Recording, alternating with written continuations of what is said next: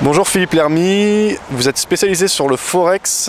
Une distinction que vous faites sur le Forex dans le cadre de vos formations, c'est notamment le fait que le Forex est un marché de flux plus qu'un marché de spéculateurs. Qu'est-ce que vous voulez dire par là? Bonjour Fabien. Oui, le Forex est le seul marché où vraiment les flux peuvent être très importants. Alors je vais vous donner un exemple. Par exemple, le marché action, un trader action ne traite que les actions. Je veux dire que par là, quand il a besoin de faire du change, ça peut arriver, hein. Par exemple, c'est un trader action pour une SICAV, un mutual fund. Vous pouvez très bien acheter par exemple une action asiatique et en fait dans votre SICAV, enfin c'est une SICAV asiatique et dans la SICAV asiatique, donc normalement il devrait y avoir du yen et en fait vous payez en euros et les gains ou les pertes sont en euros, hein, sur le résultat de la SICAV. Donc il va y avoir du change, mais ce n'est pas son métier.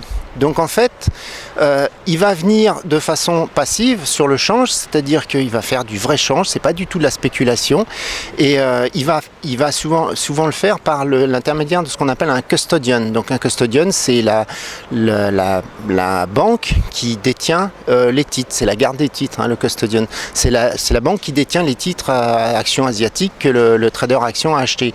Et donc c'est elle qui va faire le change pour lui. Alors le plus souvent dans ce cas-là, c'est du passif, c'est-à-dire que il faut le faire à des moments réguliers, à des intervalles réguliers.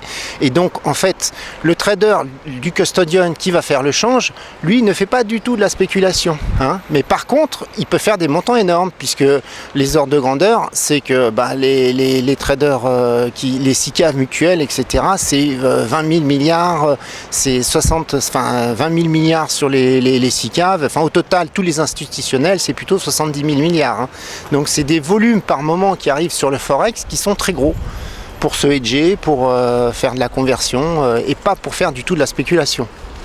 Très bien, alors vous Philippe, vous avez une certaine vision du marché du fait de votre expérience, notamment à la salle des marchés, de plusieurs grandes institutions françaises, grandes entreprises du CAC 40 ou une grande banque française. Vous avez donc une lecture du marché que n'ont pas forcément les particuliers. Typiquement, un particulier qui va investir sur l'euro-dollar ou sur le dollar-yen ne va pas forcément penser aux choses que vous nous décrivez. Donc comment il peut faire pour se renseigner à ce sujet, où il peut prendre l'information, ou en tout cas se former. Alors vous proposez justement des formations, donc parler de tout cet aspect. Comment le particulier peut comprendre cela, le fait que le Forex est un marché de flux, et comment peut-il l'exploiter? Alors oui, en fait, le problème que j'ai vu avec tous les particuliers que j'ai formés, ils ne pensent qu'à la spéculation. Ils pensent que dans tous les marchés, il n'y a que la spéculation. Or, c'est pas vrai, c'est ce que je vous dis. Il y a des gros intervenants qui font des flux qui ne sont pas des flux de spéculation. Donc, ça veut dire qu'il faut savoir comment ils le font. Alors, évidemment, donc en 3 minutes, c'est pas facile à expliquer.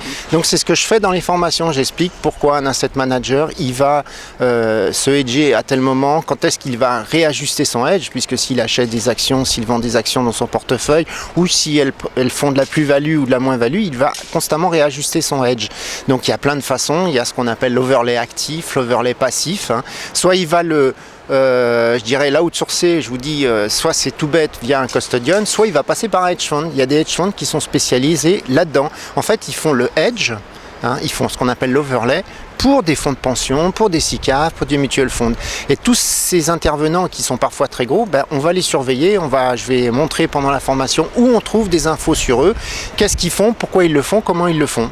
Et donc à des moments, vous pouvez avoir des supports qui sont, je dirais, cassés, des résistances qui sont traversées à cause de ces flux-là, et donc il faut en tenir compte. Vous n'aurez pas ça dans un marché action, hein, le trader action. Dans les actions, il n'y a que des spéculateurs quasiment, hein.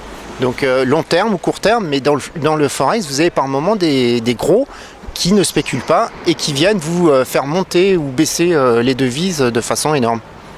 Très bien, merci Philippe pour cette explication. Merci.